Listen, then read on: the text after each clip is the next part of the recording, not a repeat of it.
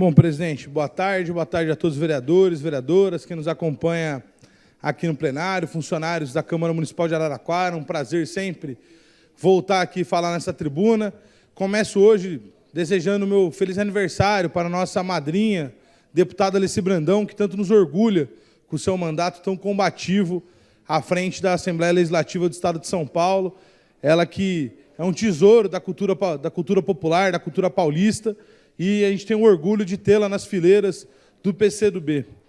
Além disso, presidente, gostaria de parabenizar muito a Ferroviária, pelo vice-campeonato brasileiro do futebol feminino. A Ferroviária tem levado o nome da nossa cidade pelos 4 campos do Brasil e também fora, sendo bicampeã da Libertadores e já classificada para a glória eterna do ano que vem. Então a gente vai seguir na torcida aqui e amanhã também tem a Ferroviária na final da Série D, depois de uma classificação histórica, pela primeira vez na história da Ferroviária, dentro da era dos pontos corridos, a Ferroviária se classificou para a 3ª divisão do Campeonato Brasileiro, mas nem tudo são flores. Então, de forma muito rápida, todo mundo que me conhece sabe que eu sou um afeano de coração, frequento o estádio, vou na torcida e sou completamente apaixonado pela Ferroviária. Nos 2 últimos jogos em casa do futebol feminino, tanto na semifinal contra o São Paulo, quanto na final contra o Corinthians, a desorganização foi bastante assustadora. Eu mesmo, presidente, fui entrar no primeiro jogo contra o São Paulo aos 30 do primeiro tempo, pelas filas, pelo problema que estava na compra de ingresso, e na final eu fui entrar e já estava 17 do primeiro tempo. Então fica aqui o recado, quando a cidade abraça o nosso time, que é um patrimônio de cada um de nós, quando a cidade vai incentivar o futebol feminino, que a gente tanto briga para cair no gosto do brasileiro, quando você chega no estádio com a tua família, leva os teus filhos, a gente se encontrou lá, encontrei lá o vereador Carlão, a fila era assustadora, tanta gente para comprar, só 2 cabines vendendo ingressos, sem internet, problema inclusive no som, que a gente não conseguia ouvir, nem o locutor.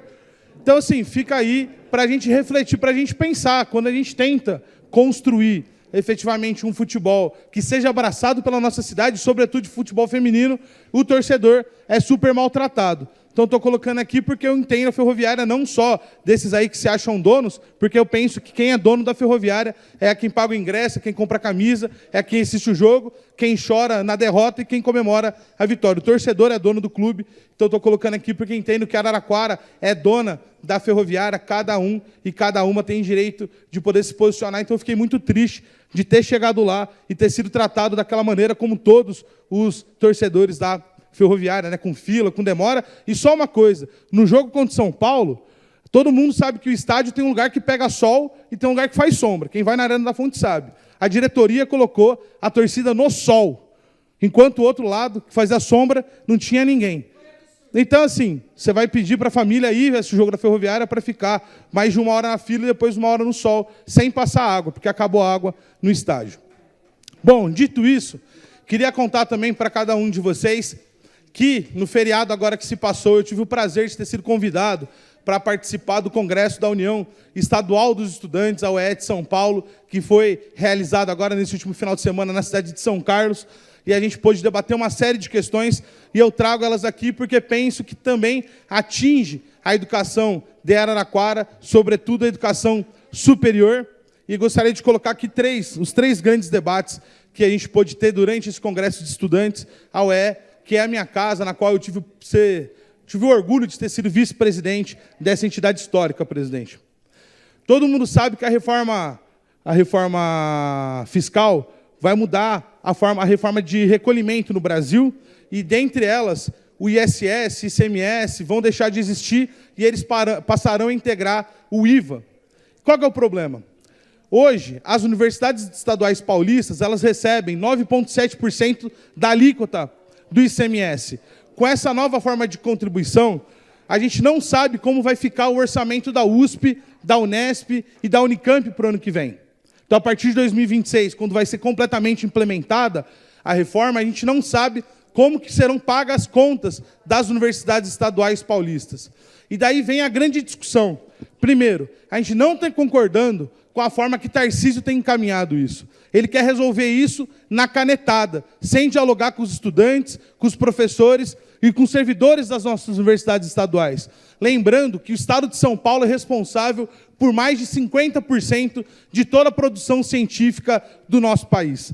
E isso graças às 3 universidades estaduais paulistas. Então, eu coloco aqui, primeiro, que precisa se abrir um grande debate sobre como se dará o financiamento da Universidade Estadual Paulista após a implementação do IVA. Primeira questão. Segunda questão que foi debatida. É importante que o governo federal possa ajudar as universidades a pagar assistente estudantil.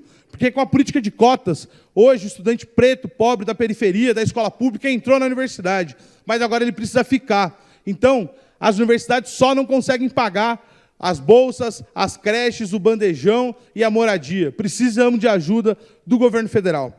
E, por fim, a gente também falou desse descalabro que tem sido o secretário de Educação, o Feder, à frente da SEDUC aqui em São Paulo. Lembrando que agora ele teve mais uma grande ideia para fechar, presidente.